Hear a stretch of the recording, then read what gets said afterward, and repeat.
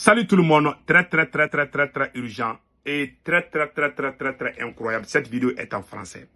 Mes chers amis, le général Yamoussa Kamara du Mali vient de dire ceci. Je vais vous lire ça tout de suite. Général Yamoussa Kamara vient de dire que la victoire militaire, la victoire militaire ne peut pas mettre fin définitivement à la crise sécuritaire du Mali. Qui a dit ça? J'aimerais que le peuple de l'AES écoute ce que notre général a dit. Il est le conseiller du président Assimi Goïta. Il veut que le Mali négocie avec les terroristes. Les voilà ici. Les Burkina disent qu'ils ne vont pas négocier avec les terroristes. Le Mali dit qu'il va négocier à travers le général Yamoussa Kamara. Il dit que la victoire militaire, si la victoire militaire ne peut pas amener la paix, les Américains ont utilisé la bombe atomique à Hiroshima et Nagasaki. S'ils n'avaient pas utilisé ça, est-ce qu'ils se sont assis avec les Japonais pour amener la paix? Non. Quel pays a négocié la paix? Il faut se battre, il faut faire la guerre pour que la paix vienne. Mais lui, il dit que la victoire militaire ne peut pas amener la paix. Pour lui, ils doivent négocier avec les politiciens. Il a dit ça, hein? Et tout est là, je vais tout lire. J'aimerais que tout le monde sache cela. C'est le conseiller du président Assimi Goïta, le conseiller sécuritaire, le voilà ici. Que le Mali, que l'armée malienne ne peut pas contrôler tout le territoire malien. Un pays qui est en pleine guerre, est-ce qu'un général doit dire des mots comme ça? Vous les voyez? Je vais lui laisser dire, j'ai la vidéo, et puis il veut qu'on négocie avec deux ennemis du Mali. Le général Yamoussa Kamara, il s'appelle général Yamoussa Kamara. Le général Yamoussa Kamara veut que le Mali négocie avec les terroristes. Le général Yamoussa Kamara veut que le Mali négocie avec les politiciens qui ont tué les Maliens, les politiciens traîtres. Puisqu'il travaille déjà avec certains politiciens, ils veulent que les grands voleurs qui ont fui là, ils veulent que le Mali les amène encore pour qu'on construise le Mali ensemble. Vous avez vu dans quel pays? Si vous avez une force politique aujourd'hui, c'est le M5. Parce que ces autres-là sont des voleurs.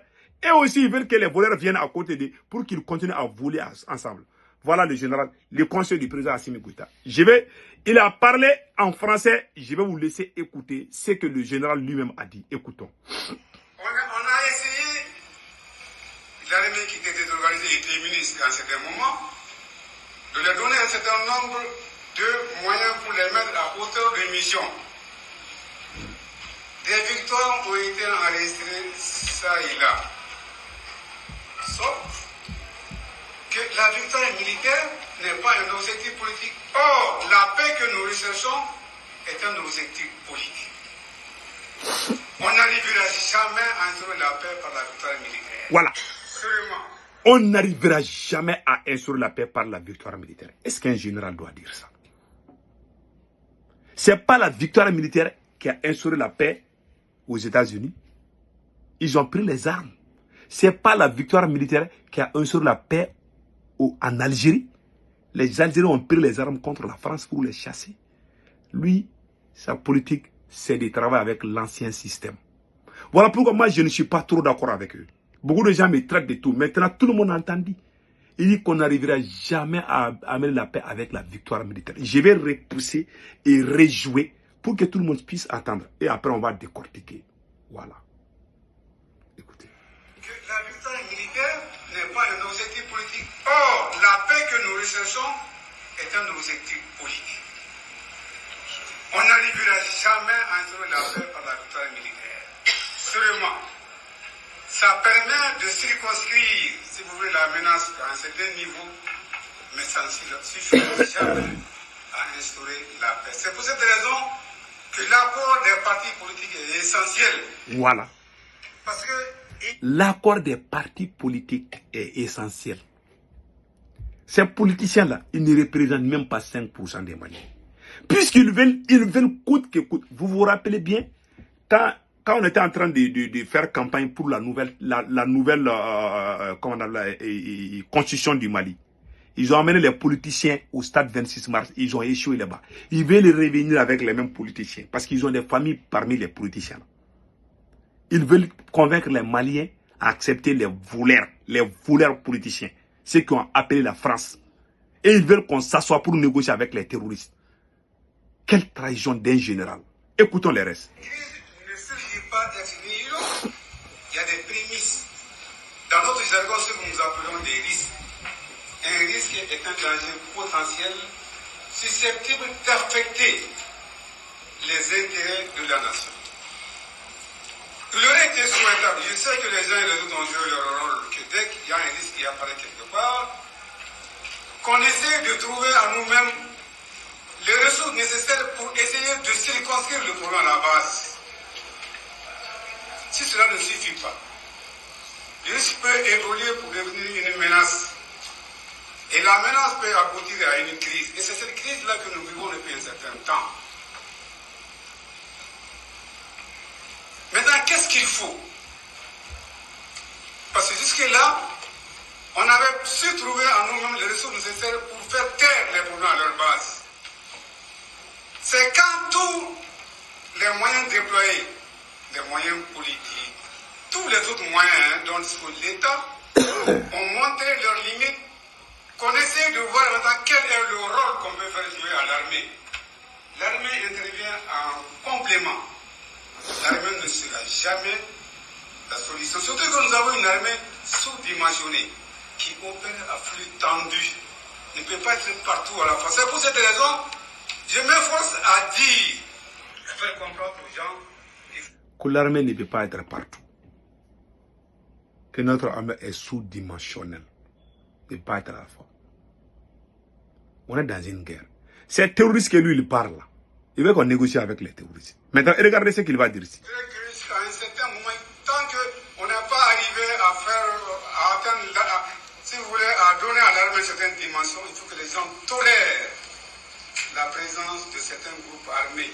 Que les gens tolèrent la présence de certains groupes armés. Et il veut qu'on négocie avec les terroristes. C'est ça qu'ils veulent. Deux choses. Il veut qu'on s'associe avec les anciens voleurs du Mali. Il veut qu'on s'assoie sur la même table avec les criminels qui ont tué, qui ont les 100 Maliens dans l'armée. Voilà les deux choses qu'il demande. Un général de l'armée. Vous savez, au Mali, il y a le pouvoir malien est différent du pouvoir du Burkina et du Niger. Chez nous, c'est un pouvoir civilo-militaire. C'est le M5 qui a fait le combat. Pendant plusieurs mois, nous sortons matin, midi et soir. Ces militaires sont venus parachever. Nous devons être ensemble pour construire le Mali. Quand ils sont venus, ils nous ont jetés, ils ont appelé les anciens voleurs pour construire le Mali. 9 mois de transition, ils ont échoué. Ils sont revenus vers nous encore. C'est à ce moment que Choguel est devenu Premier ministre. Ils sont devenus jaloux de Choguel, que lui, il est populaire, qu'il risque d'être président. Voilà des mentalités, c'est-à-dire que c'est des mentalités agraires. Ils ont ça dans la tête. Ils sont jaloux de tout le monde, même les moustiques. Quand moustique est bon là, ils sont jaloux des moustiques. Ces gens-là, on ne sait pas ce qu'ils veulent. Ah non, bon, les gens parlent trop. Maintenant, ils l'ont écarté. Depuis qu'ils ont mis le premier Choguel à côté là, le pays là ne fait que descendre. Il y a problème de salaire. Ils sont allés voir le Maroc. Ils sont en train de prendre crédit partout. Ils sont en train de négocier avec tout le monde. Avec même les gens que les Maliens. Ces gens-là veulent faire les retours à la France. De façon indirecte. Ils veulent retourner avec la France de façon indirecte. C'est pour ça qu'ils disent non, ils parlent en parabole. Ils ne parlent pas directement. Quand vous voyez ce que le général dit là, il faut pardonner certains groupes armés. Il n'ose pas dire le nom des groupes armés. Parce que s'il dit tel groupe armé, pourquoi s'il est sincère, si le général est sincère, il aurait dû dire, ok, on veut que le Mali négocie avec tel ou tel groupe armé. Pourquoi il n'a pas dit? Il dit les partis politiques. Mais le premier Choguel Kokala Maïga, il a des partis politiques. Si il y a le côté politique, c'est le M5 RFP qui a fait le combat. Donc moi, j'ai fait partir. Parce qu'ils savent que nous, là, nous, on veut les choses claires. Mais les politiciens, si les policiers sont à côté d'eux, et ils vont voler, ils vont les laisser voler. Ils vont tous voler ensemble. Ces gens sont, quand un militaire est amoureux de l'argent et femme là, il est fini. Je vous dis. Moi, je n'ai rien contre ces militaires. Hein. Voilà, lui, il veut qu'on négocie avec les terroristes. Maintenant, écoutons ce que le capitaine a dit par rapport à cette négociation. Voilà. Non. Voilà. Vous insistez sur ce point, pas question de négocier avec les terroristes? Non. On ne négocie pas. Il n'y a pas 1 centimètre de ce territoire-là qu'on va négocier.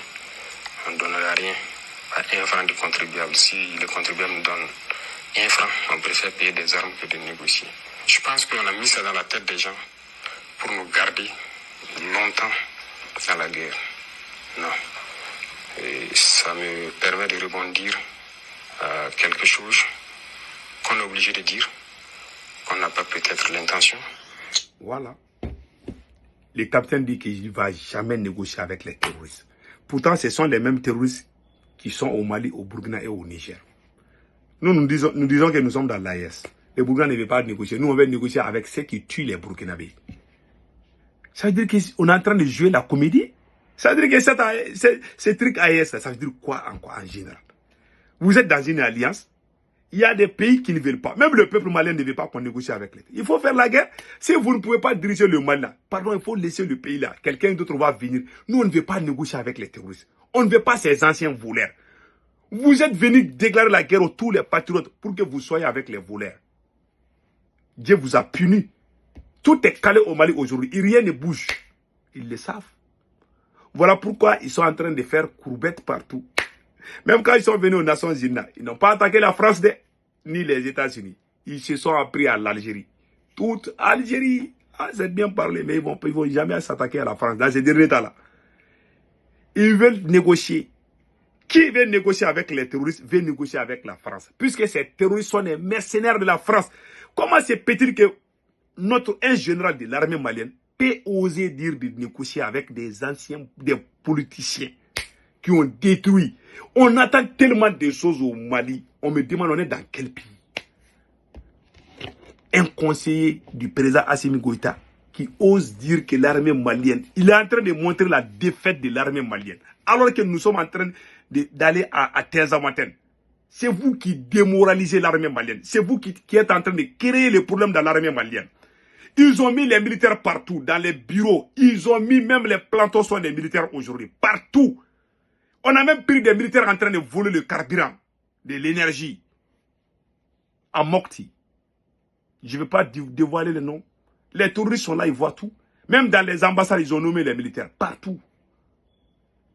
Et puis c'est des officiers supérieurs. Il y a un colonel qui est sur le front. Un autre colonel est en train de faire la pluie et les beaux temps. Tu penses que lui, il est content? Vous êtes en train de diviser l'armée malienne. Les militaires qui sont proches de vous là, vos amis, les membres de vos familles, vous êtes en train de les amener. Et les autres là, vous les envoyez au front. C'est ça qui se passe au Mali. Pourquoi le président Assimi Goïta a convoqué les chefs militaires? Parce qu'il y a problème. Ils ont mis les militaires partout. Ils sont en train de mettre les militaires partout. C'est un danger pour le Mali. Le rôle d'un militaire, c'est d'aller au front. Ce n'est pas de s'asseoir dans les bureaux. Ce n'est pas d'aller dans les hôpitaux. Même dans nos hôpitaux, ils ont mis les militaires là-bas. Mais on est dans quel pays? Partout où on trouve l'argent, ils ont mis les militaires dedans. S'il y a quelqu'un qui va vous trahir, c'est les militaires. Hein. Le peuple ne va jamais vous trahir. Moi, je n'ai pas de fusil. Je ne sais même pas comment tirer. Même pour tuer moustique, là, je ne peux pas. On a vu le cas de Morsi et de l'actuel président de l'Égypte. Sisi, général Sisi et Morsi. Morsi a chassé les grands militaires, il a mis les petits militaires, il a amené c'est celui qui l'a fait. Il n'y a pas trahison là. Un militaire est très fort plus qu'un politicien. Trahir. Tu vas mettre ces militaires là à côté de toi là. Ils sont partout là. Je vous jure, ça va créer la frustration sur certains d'autres. Moi, je suis colonel, toi, tu es colonel. Parce que toi, tu es proche du président, on t'amène, on t'enlève au front. Moi, je suis là, je vois les terroristes chaque jour. Qu'est-ce que ça fait? Vous êtes en train d'amener tous les officiers dans les bureaux. C'est ce qui se passe au Mali. Il faut les dénoncer pour que ça cesse. Ils ont mis les militaires partout. Alors que c'est un pouvoir civilo-militaire. Dans la vie, il ne faut pas être gourmand. Dieu n'aime pas quelqu'un qui est gourmand. Le rôle des militaires, c'est d'aller au front. Ce n'est pas de s'asseoir dans les bureaux climatisés. Ils ont mis les militaires, même dans les hôpitaux, ils ont mis les militaires là-bas. On est dans quelle révolution? Le ministère de l'économie, c'est le président. L'or du Mali est géré à la présidence directe. Les mines d'or là, c'est la présidente qui gère ça. L'énergie du Mali là, c'est la présidente qui gère ça. Les cotons, l'agriculture, tout est géré par Assimi. On a vu ça, quel président, même les plus grands voleurs présidents n'ont jamais fait ça. Voilà, tout est calé. Le Mali Le Mali a 3 côtés où on trouve de l'argent. L'or, le coton et la douane. Tout est lié à la présidence. C'est le président lui-même qui est ministre des mines d'or. Tous les problèmes, c'est à là-bas, c'est à Koulouba. Madame la ministre est là, elle ne dirige rien. Qui on voit à la télé, le ministre des Finances et puis le président. Partout où on trouve l'argent, c'est le président lui-même qui gère là-bas. Voilà pourquoi le pays là est calé. Plus de 90% des opérateurs économiques ont fui le Mali. Pas parce qu'ils n'aiment pas le Mali, parce que tout est calé chez nous. Ça ne va pas du tout. Économiquement, on est foutu. Voilà pourquoi le général Yamoussa Kamara est sorti dire qu'on doit négocier. On va pas négocier. Vous ne pouvez pas gérer le pays sans les policiers. Vous quittez. Nous allons amener des bons militaires qui vont diriger ces pays. Vous êtes là à faire du populisme. Tromper le peuple. Faire de beaux discours pour que les gens applaudissent. Alors que vous êtes en train de voler les biens de l'État. Quelle honte pour cette république. Vous voulez que les gens se taisent de ça. Quand on parle, vous allez dire que lui là, il est avec la France. Vous voulez négocier avec les petits-enfants de la France qui ne sont que les terroristes. S'il y a quelqu'un qui est proche de la France, c'est vous, mon général. C'est vous, monsieur le président, son excellence Assimi Goïta. Vous voulez négocier avec les terroristes. Qui a fabriqué les terroristes? C'est pas la France. Quand les gens vous critiquent, vos petits bambins, les petits voyous vont sortir dire que toi, tu es contre le Mali. Le Mali n'est pas Assimi Goïta. Ils ne font que du populisme, faire des beaux discours pour que les gens applaudissent. C'est pas ça qui construit le pays là. En tout cas, nous on voit, on dit ce qui ne va pas. Vous avez tout volé. Je n'ai jamais vu un régime voleur plus que ce régime, je vous jure. Côté militaire, ils ont un peu travaillé. Ils ont libéré Kidal, oui, c'est bon. Même avec pour chasser France là. Allez-y voir, en 2020, quand Assimi était vice-président, c'est Assimi lui-même qui était ami avec le chef d'état-major français. Moi-même, j'étais fâché. Je parlais avec lui, je dis que je ne vais même pas te voir avec. C'est en ce moment, lui et moi, on a eu des problèmes. Assimi et moi, on se parlait tout le temps. C'est à cause de la France que ça ne va pas avec son oncle là qui était président, Bandaou. Il y a eu tous ces problèmes. Depuis qu'ils ont empêché les patriotes de travailler, ils ne travaillent qu'avec des voleurs. Comment l'oncle d'un président qui a été pris la main dans le sac en train de voler les biens de l'État, il a été limogé. Mais il n'a pas été emprisonné. Parce que c'est l'oncle du président. 2 poids, 2 mesures. On est dans un pays comme ça. Et on veut négocier avec les terroristes. Et on veut négocier avec les plus grands voleurs criminels qui ont trahi le Mali. Le général l'a dit. Quelle honte. Si vous ne pouvez pas gérer le Mali sans les politiciens, foutez-nous la paix. Donnez-nous notre pays. Quelqu'un d'autre, on ne veut pas les politiciens. Si vous ne pouvez pas diriger ce pays sans les politiciens ou sans négocier avec les djihadistes, ça veut dire que vous avez échoué. Alors vous dégagez. Quelqu'un d'autre va venir mettre le pays sur les rails. Le Burkina n'a pas négocié avec les terroristes et ils avancent. Vous pensez que construire un pays là, c'est la manipulation ou bien c'est comment on appelle là, c'est la propagande? Ça ne marche pas, quoi. Chaque chose a une limite. En bon entendeur, salut, passez un excellent week-end.